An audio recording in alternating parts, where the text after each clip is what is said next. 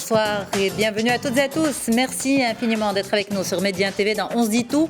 Alors, vous avez peut-être été pris de court il y a quelques mois lorsque le télétravail s'est imposé à nous. Aujourd'hui, comme le disait Manal il y a quelques instants, les autorités recommandent le télétravail pour les entreprises qui peuvent se le permettre. On ne sait pas si on va vers un deuxième reconfinement généralisé ou pas, mais en tout cas, pour ne pas être pris de court, il serait peut-être nécessaire et important de mieux préparer la situation, ne serait-ce que mentalement. Et ça, c'est le rôle d'On se dit tout. Alors, je parle de télétravail ce soir. Vous l'aurez compris avec deux spécialistes, parce que nous aurons deux volets. D'abord, le télétravail dans sa globalité, de façon générale. Est-ce que c'est bon, c'est mauvais? Qu'est-ce qu'on a appris de l'ancienne expérience? Et puis ensuite, le télétravail pour les mamans. Ces mamans qui se plaignent déjà beaucoup de charge mentale. Mais en plus de ça, lorsque se rajoute à cela à la maison le travail à plein temps, eh bien, la charge mentale est encore plus accentuée. On va en parler dans un petit moment avec Rita Alami, qui est psychologue clinicienne. Mais pour l'heure, eh bien, je retrouve Mona Skhali, qui est coach certifié. Bonsoir Mona, comment ça va? Bonsoir, très bien Yasmine, et toi-même? Bien, merci infiniment, bienvenue. C'est un plaisir de vous recevoir dans On se dit tout en direct par Skype de chez vous à Rabat. Alors, télétravail, du bon ou du mauvais, qu'est-ce qu'on a appris de la première expérience? La première expérience déjà, en tout cas merci pour l'invitation, et c'est de Casablanca c'est vrai, absolument. Voilà, effectivement, le confinement a fait que beaucoup d'entreprises ont mis leurs collaborateurs donc au télétravail, et c'était vraiment, vraiment sans transition. Donc c'était brutal, mais on a tous compris que le télétravail est dorénavant une option avec laquelle on doit fonctionner. Donc, ce qu'on a appris, c'est que effectivement, en termes d'organisation, c'était quand même vital qu'à la fois le collaborateur qui travaille dans un endroit où à la fois il travaille, il mange, il dort, il était vraiment, vraiment vital d'apprendre à s'organiser et aussi à se détendre pour pouvoir garder justement cette énergie à la fois mentale mais aussi physique pour rester donc à pouvoir gérer ses responsabilités au quotidien. C'est ça. Voilà. Avant de parler de l'énergie, si vous permettez, Mouna, on va s'arrêter sur qu'est-ce qu'on a, on va dire, le plus apprécié dans le télétravail. Quels ont été les meilleurs aspects du télétravail? Les meilleurs aspects du télétravail ont été tout d'abord le fait de gagner du temps qu'on pouvait peut-être auparavant passer énormément dans les allers-retours, mais avant tout, bien entendu, c'était aussi la possibilité de pouvoir nous protéger et protéger aussi nos collaborateurs au travail de cette pandémie. Et ça, c'est ce qu'on a appris. Donc, de toute façon, quand on sort, et même aujourd'hui, quand on va au travail, on est masqué, on respecte justement cette distance, pas sociale, mais cette distanciation physique de minimum 1 mètre. Donc, quand on est en réunion, mais aujourd'hui, en fait, ce qu'on a appris, c'est que le télétravail permet donc d'optimiser aussi un rendement et de gérer le temps. Et donc, c'est pour cela que beaucoup d'entreprises l'ont adopté dorénavant. Et c'est aussi le cas de Outsourcia, qui a fait du télétravail donc un must pour 100% de leurs collaborateurs. Alors, très bien. Justement, qu'est-ce qu'on a gagné du télétravail? Vous avez dit, de plus en plus d'entreprises, au-delà du fait de, bien sûr, protéger ses collaborateurs dans le cadre d'une pandémie, mais en fait, ça s'est imposé à nous. Pendant très longtemps, les défenseurs du télétravail étaient considérés un petit peu comme des outsiders du management, des personnes qui poussent plutôt, on va dire, à chouchouter les collaborateurs au lieu de penser à la qualité du travail. Et on s'est rendu compte finalement qu'on pouvait être même plus efficace sans être au bureau, mais travailler de chez soi. Oui, tout à fait. D'ailleurs, le management, justement, s'est adapté au télétravail. Pourquoi? Parce qu'avec le confinement, on a compris que finalement, surcharger en termes de pression émotionnelle les collaborateurs était, en fait, le revers de la médaille, c'est d'avoir un rendement qui était vraiment, c'est-à-dire, au contraire, en baisse totale. Et donc, protéger nos collaborateurs, c'est aussi instaurer tout d'abord une confiance. et également développer les collaborateurs à travers les webinaires et toutes les formations qu'on a pu développer en ligne a été une possibilité aussi pour les managers d'avoir une équipe donc qui a fonctionné en équipe, et donc même la prise de décision s'est faite avec ses collaborateurs. Et l'autre avantage, c'est que les managers ont pu, donc à travers les formations qui ont pris place, pu développer justement, c'est-à-dire développer également les différents membres de leur équipe. Voilà, donc avec une autonomie qui était meilleure, avec une prise de décision qui était facilitée. Pourquoi ? Parce que bien entendu, il y a un environnement qui est devenu depuis de plus en plus complexe et donc en perpétuel changement, qui fait qu'en interne d'entreprise, donc la prise de décision ne pouvait se faire qu'avec donc avec les collaborateurs. D'une part, d'autre part, la fonction essentielle du manager, qui est de gérer, manager et motiver, en fait, ne peut se faire qu'en motivant, continuer à motiver les collaborateurs, essentiellement ceux issus des générations Y et Z, donc avec une participation dans la prise de décision. Et donc, ça permet aussi de continuer à motiver les collaborateurs. Parfait. Et qu'est-ce qui marche le moins bien, on va dire, en termes de télétravail, Mona ? Alors, vous savez, ce qui est un peu pénible dans le télétravail, c'est un peu l'isolement qui est parfois imposé aux collaborateurs. Et pour contrecarrer ça, donc c'est intéressant que le collaborateur maintienne un lien qui est essentiel avec tous les membres des différentes équipes. Ce qui marche moins aussi, c'est que parfois il y a une certaine pression émotionnelle qui est maintenue. Donc ce qui marche dans des cas comme ça, c'est que justement le manager instaure des indicateurs de performance, donc avec des objectifs qui sont à la fois individuels pour chaque membre de l'équipe, mais aussi des objectifs qui sont collectifs pour l'équipe. Et donc, ça permet un peu de relever un peu la pression liée, bien entendu, au rendement et à la réalisation des objectifs. Quand on a justement des atouts de suivi de cette manière, des outils de suivi de cette manière, et bien forcément, il y a moins de charge émotionnelle. Et donc, on a en fait des sources fiables c'est-à-dire de réalisation d'objectifs. C'est ça, absolument. Alors, Mona Sqli, justement, par rapport à cette discussion sur le télétravail, il n'y aurait pas eu cette pandémie où on n'en parlerait pas autant ? Écoutez, il y a quand même des entreprises qui se sont mises au télétravail bien avant, et c'est aussi intéressant même pour, par exemple, des personnes en mobilité réduite de pouvoir donc avoir un travail. Et puis en parallèle aussi, ça permet de gérer le temps, ça permet aussi d'avoir en fait des loyers qui sont moins exorbitants parce que les surfaces qui sont occupées se font de manière rotative. Et donc, au lieu de mettre 50 personnes en même temps à travailler, donc ces 50 personnes vont venir donc au niveau du bureau et se relayer un jour sur deux. Vous voyez ? Donc, ça permet aussi de louer des espaces de travail qui sont plus réduits et donc de diminuer aussi les charges pour les entreprises et particulièrement pour les petites entreprises. Affaire à suivre. Merci infiniment, Mona Sqli, d'avoir été avec nous. Vous êtes coach certifié en direct avec nous de Casablanca et on retrouve une autre experte, Rita Alami, psychologue clinicienne. Bonsoir Rita, comment ça va ?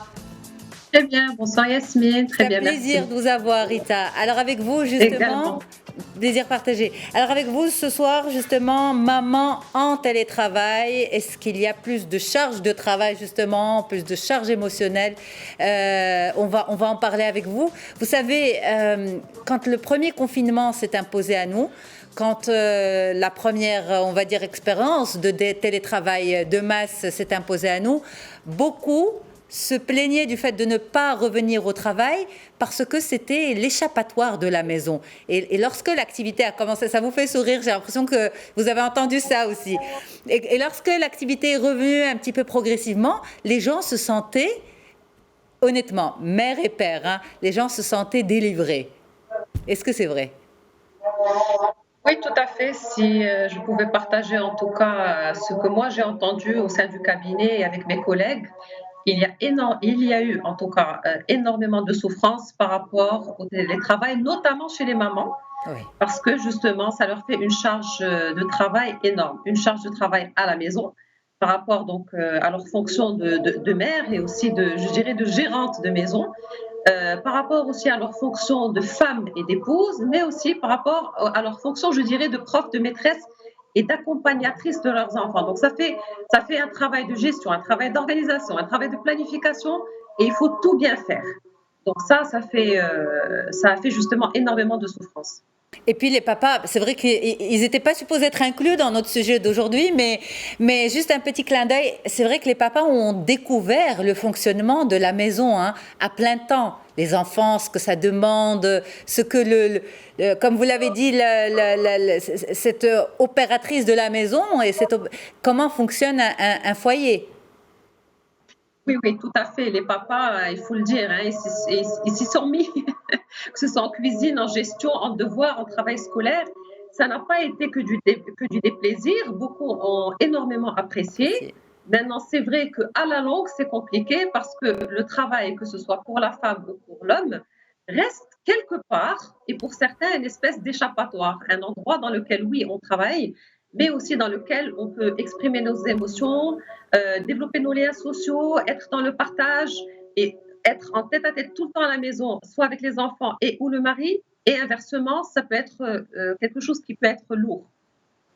C'est ça. Alors, Rita Alami, justement, après la fin de ce premier confinement, après le retour plus ou moins normal des enfants à l'école, la reprise un peu professionnelle, est-ce que les demandes en accompagnement ont augmenté chez des mamans qui souffrent éventuellement d'un stress important, de cette charge émotionnelle, comme vous, les spécialistes, vous l'appelez? Effectivement, on a eu une augmentation qui a commencé déjà au mois de mars, il y a quelques mois déjà, parce qu'il y a d'abord au début, pour certaines mamans, beaucoup de questions. Je ne sais pas comment faire, énormément de culpabilité. Je ne suis pas une bonne mère, je n'arrive pas à gérer et mon travail et ma maison, je ne sais pas trop. Le soir, je suis trop fatiguée, j'arrive pas à donner du temps à mon mari. Donc oui, il y a eu beaucoup de demandes, beaucoup d'affects dépressifs, beaucoup d'anxiété par rapport à l'avenir, mais aussi des difficultés de gestion quotidienne, principalement, je dirais.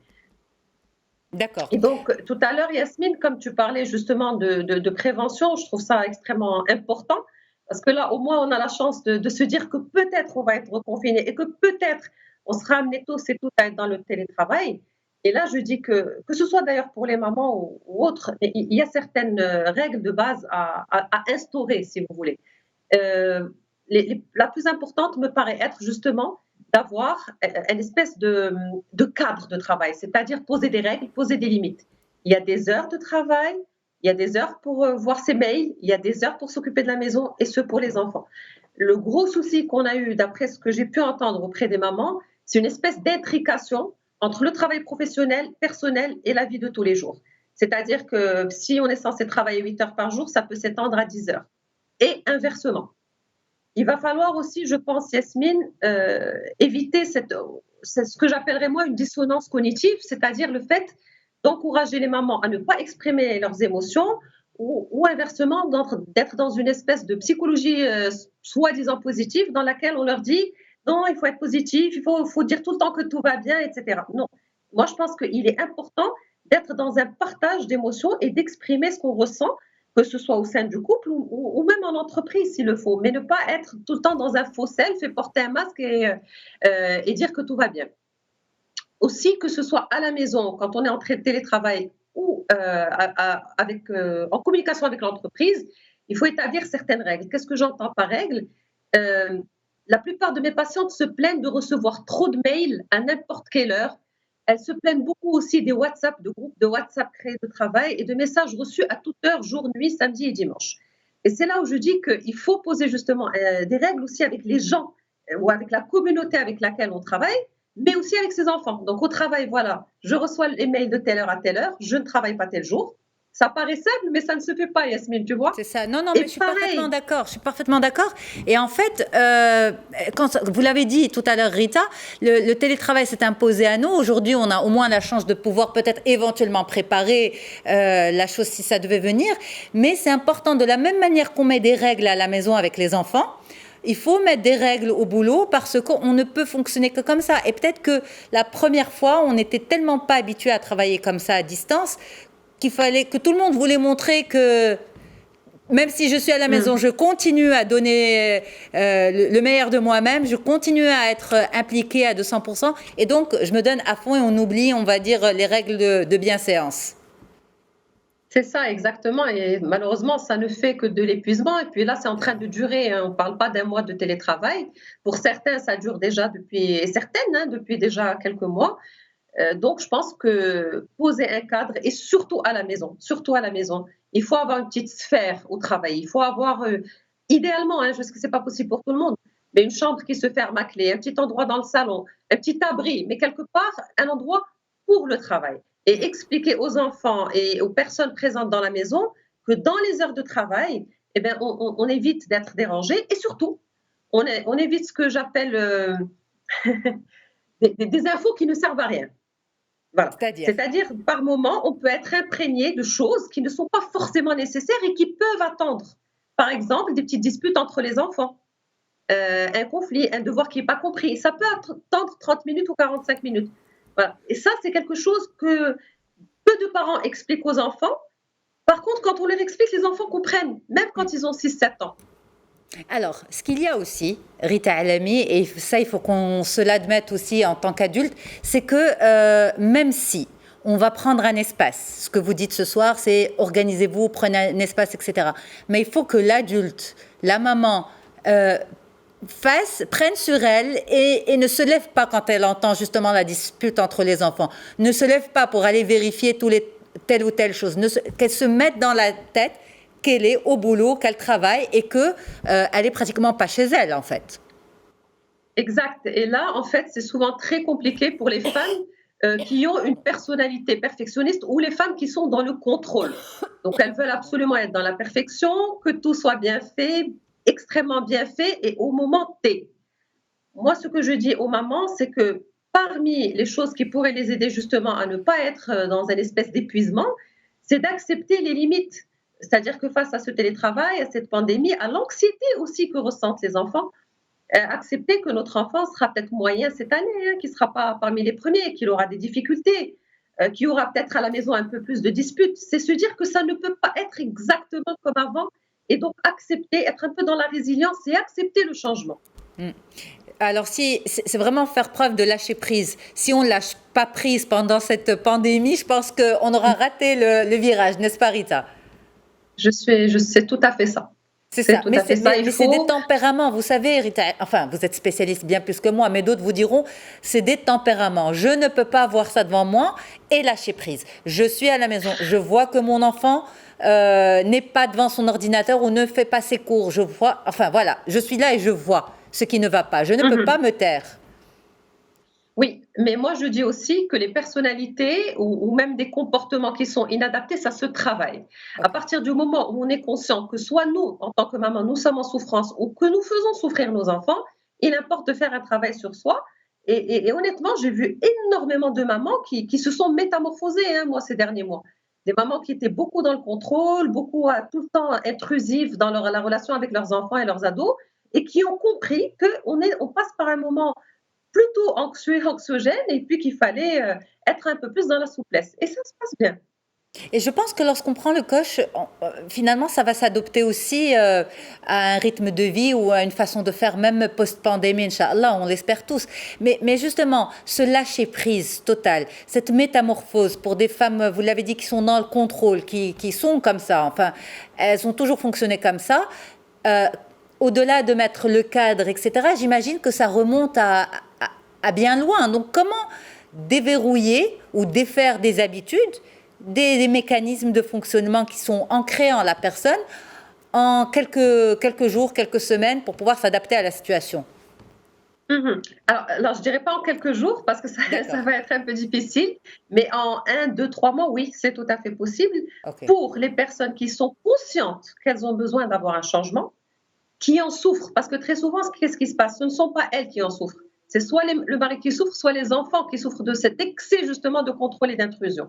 Donc, à partir du moment où vous avez une maman qui va vous dire il y a quelque chose qui ne fonctionne pas, il y a quelque chose qui gagne à être changé chez moi, on va faire un travail de fond, on va faire une analyse introspective de son histoire, de son vécu, essayer de comprendre d'où vient ce besoin de perfection.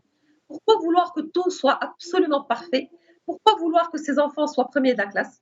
Pourquoi ne pas accepter qu'un enfant puisse jouer pendant des heures et ne pas travailler? Une fois qu'on comprend les raisons profondes, je peux vous dire que le changement, il s'opère petit à petit tout seul.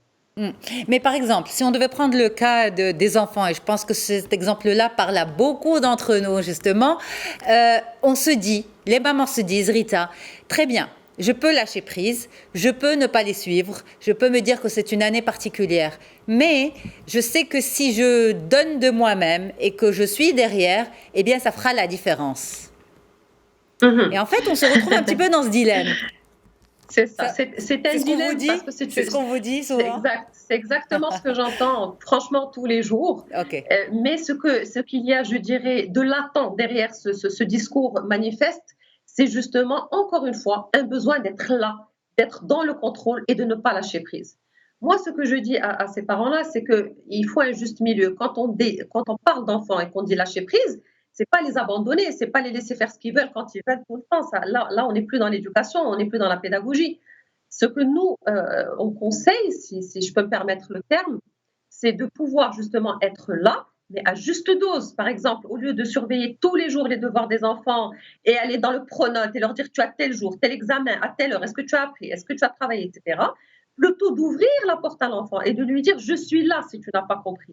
Attendre que le désir émerge de chez l'enfant et ne pas être tout le temps derrière lui. Parce que je trouve ça extrêmement compliqué dans ce que j'entends, que d'être dans le télétravail. Donc déjà, la maman, elle est en souffrance, il faut le dire, hein, c'est compliqué d'être 6 jours sur 7 à la maison, tout le temps avec le même cadre. Et en plus, avoir la pression des enfants derrière, et le scolaire, et les devoirs, et les conflits. Donc c'est un choix à faire. C'est soit on se dit, OK, ben, je lâche un peu de lâcher prise, et que tout est rattrapable, pardon. Soit on se dit qu'on veut rester exactement dans la performance, même avec nos enfants, et là, c'est plus compliqué et plus lourd à porter. Et ça donne énormément de burn-out maternel, d'épuisement. Absolument. Alors, je rebondis sur 2 points. Vous avez dit, c'est un choix à faire. Le choix, justement, est difficile parce que c'est une question de choix. Parce que les spécialistes, vous nous donnez à nous le choix. C'est soit vous continuez sur cette voie et donc vous restez comme vous êtes, soit vous choisissez de baisser un petit peu vos attentes. Et en même temps, vous avez dit, il faut attendre que l'enfant vienne vers nous. Mais si cet enfant vient jamais vers nous, quand vous dites il faut laisser la porte ouverte. Exactement. Certains parents vous diront, vous savez, mais tant que je ne suis pas derrière, ça l'arrange. Oui, mais moi je vous dirais aussi par expérience que la plupart des enfants, pas tous, mais la plupart des enfants qui ne sont pas en demande sont des enfants qui ont été gavés ou alors ce sont des enfants qui ont été surprotégés et surcocoonés. En fait, pour que l'enfant vienne vers la maman ou vers le papa, il a besoin de sentir un manque. Et pour que le manque apparaisse, il faut que l'enfant, justement, Yasmine, ne soit pas comblé. Si on est tout le temps là à dire à l'enfant ce qu'il doit faire, c'est comme si on mettait un enfant à table et qu'on le gavait de nourriture et qu'on s'attende à ce qu'il vienne chez nous en nous disant « Maman, j'ai faim ». C'est pas possible. Non. Donc, on peut tester sur nous-mêmes et vous verrez que ça marche pas. Ça marche pas, absolument. Donc, en fait, l'idée, c'est... que finalement, cette histoire-là de burn-out ou de charge mentale, etc., ça, c'est quand même compliqué de se dire c'est finalement un choix. C'est moi qui me suis mise dans cette situation-là. C'est un choix inconscient, hein, c'est pas un choix délibéré. Mais ce qui est intéressant, c'est justement de se dire je n'en peux plus, je suis fatiguée.